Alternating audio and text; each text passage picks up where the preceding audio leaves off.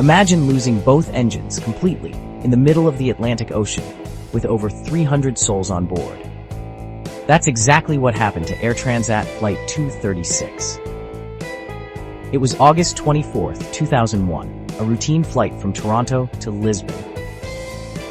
At 39,000 feet, somewhere over the vast, dark Atlantic, the flight crew noticed something off. Fuel was vanishing. Fast. Turns out, a fuel line had ruptured due to an improper repair. Fuel was leaking, a lot of it, straight into the endless night. But the instruments didn't immediately tell the full story. Warnings were confusing, and the pilots tried to balance the tanks, unknowingly sending more fuel to the leak. Then, at 65 nautical miles from the nearest airport, the right engine sputtered out. Moments later, the left engine quit too. Total silence, except for the wind rushing past the fuselage. Now, the plane was a glider. No power, no engines, just altitude and hope. Captain Robert Pichet and First Officer Dirk de Jager had just one shot. Could they reach Lajes Air Base in the Azores, gliding more than 75 miles over open ocean? The cabin lights went out. Emergency procedures kicked in. Passengers braced as the aircraft descended, dropping over 20,000 feet. Every minute counted. Every second, really.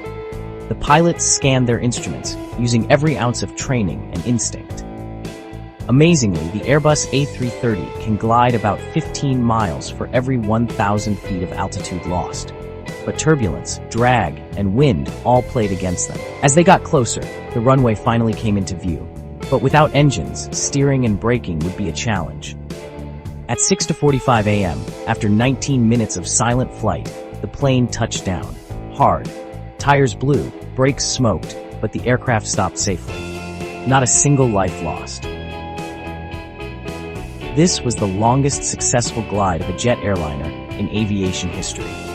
Thanks to the crew's calm, skill, and a little luck, everyone survived what could have been a tragedy.